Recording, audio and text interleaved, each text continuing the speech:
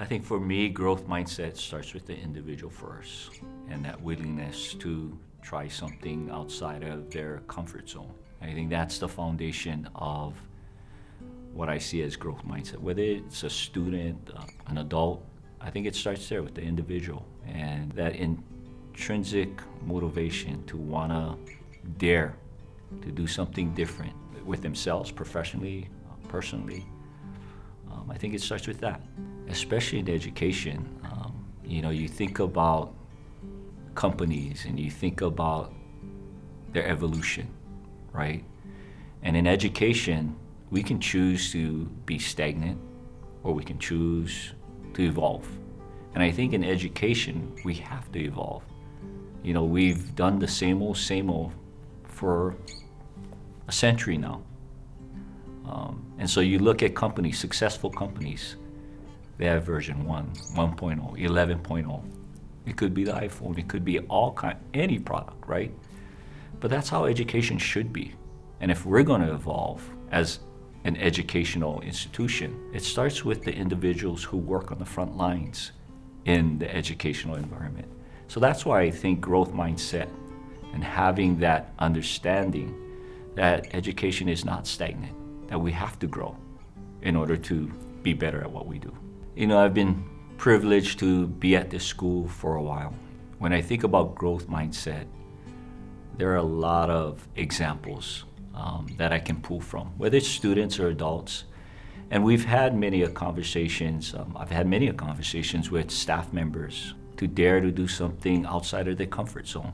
And usually I can see little things with individuals that you can see there's a zest for more. And I always try to be encouraging. And most times it's through that experience, it's not until they do that they can understand what their true potential is as a leader. And that's what leaders or developing leaders need to do.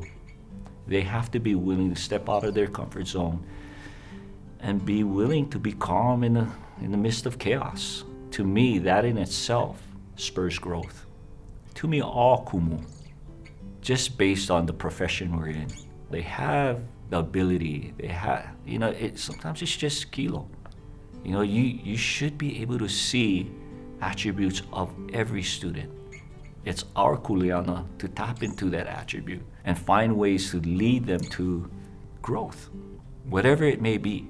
It doesn't have to be one thing, right? Because one experience of growth can latch on to other discoveries. It's no different than for us as adults, right? It's just taking that first step. And what we discover is that it branches out, opportunities branch out. It's no different for students, it's no different than adults. The first step is just taking that first step and being vulnerable and being willing to feel discomfort. I shared my thoughts on growth mindset, but self-efficacy, they go hand in hand. It begins with the individual. The individual will decide, the level of self-efficacy. If a person reflects, if a person has goals, if a person is willing to step outside of the comfort zone, all of those things require self-efficacy. And in all my cases, what I try to do as a leader is let people know that, hey, you're not doing this for me, I want you to do it for yourself. It's no different than teaching. Students, why do you turn in your homework? Why do you do this assignment the way you do it, right? It has to be about something more than the kumu said, the Poʻo said. And in this school, self-efficacy, in order for us to grow and become better, to be a world-class school, as they say, it's gonna take intrinsic motivation. It's self-efficacy. If we are constantly relying on a manuscript or some instructions, then we will never be the school that we can be. Because if we're gonna be great, self-efficacy is gonna be required of everyone. If we're gonna be innovative, we gotta sit down, talk story, kuka, and drive each other, and hold our own selves. It starts with us, me being accountable to me, you being accountable to you, and that's the basis of self-efficacy. I've seen it as a kumu, as a coach. And I can tell you, if we're in that leadership position, you're a leader if you're a kumu. You're a leader if you're a coach, because people rely on you. Haumana rely on you. And as a kumu, as a coach, it's important that you model, self-efficacy, growth mindset, but also model comfort in the middle of chaos. I go back to my coaching days. When you're in a big game with 1 minute left, the stress levels are very high. And you have these young kids, wide-eyed, looking at you, and they have to execute a plan in the midst of the most stressful time in their lives. It's a matter of winning the championship or not. My kuleana is to make sure they can hear what the plan is. But also, my kuleana is to exhibit having control and having this sense of calmness in this chaos. It's no different in the classroom.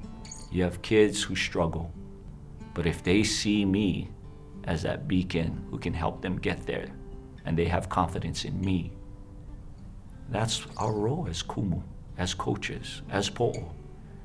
No matter what the title, the kuleana is still the same. We have to be those individuals who can deal with stressful moments. We have to be that calming link for our haumana so that they can concentrate on executing whatever they need to execute to become the leaders that we want them to be.